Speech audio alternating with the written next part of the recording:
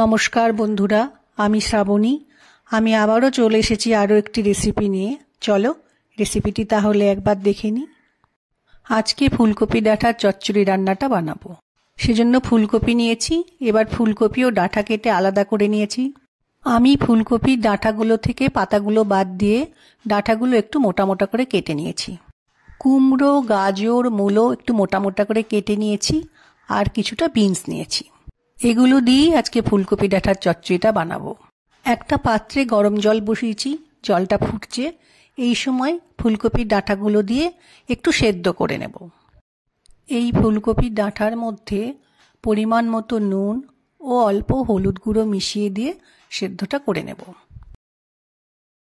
ফুলকপির ডাঁটাগুলো সেদ্ধ হয়ে গেলে আমি জল থেকে ছেঁকে একটা পাত্রে তুলে রেখে দেব। কড়াইয়ের মধ্যে একটু সর্ষের তেল দিয়েছি। তেলটা গরম হয়ে গেলে কুমড়ো দিয়ে হালকা করে একটু ভেজে নেব।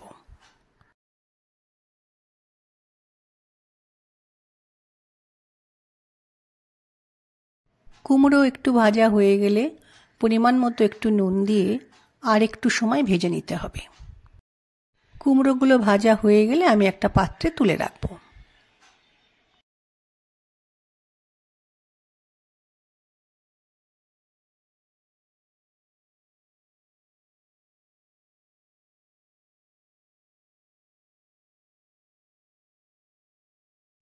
এরপর রান্নাটা করে নেওয়ার জন্য কুমড়ো ভাজার তেলের মধ্যেই আর একটু সর্ষের তেল দিলাম।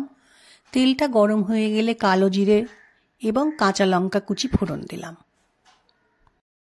ফোড়নটা ভালো মতো ভাজা হয়ে গেলে আর যে সবজিগুলো আছে ওগুলো দিয়ে কিছুটা সময় ভেজে নেব।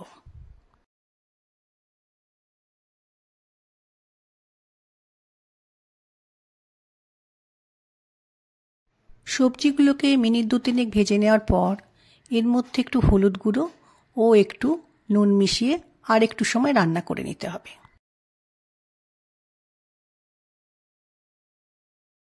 আমি একটা পাত্রের মধ্যে সর্ষে পাউডার দিয়ে তার মধ্যে জল ও নুন দিয়ে ভিজিয়ে রেখেছি।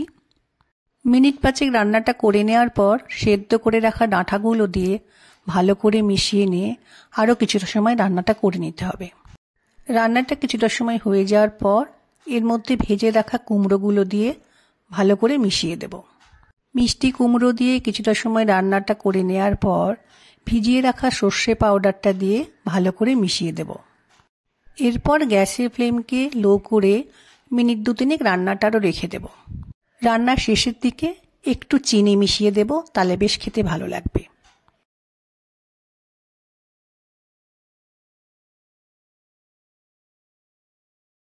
ফুলকপি ডাঁটার চচ্চড়ির একদম শেষে রান্নাটা যখন হয়ে যাবে, এই সময় আমি একটু কাঁচা সর্ষের তেল ওপর থেকে দিয়ে ভালো করে মিশিয়ে নেব।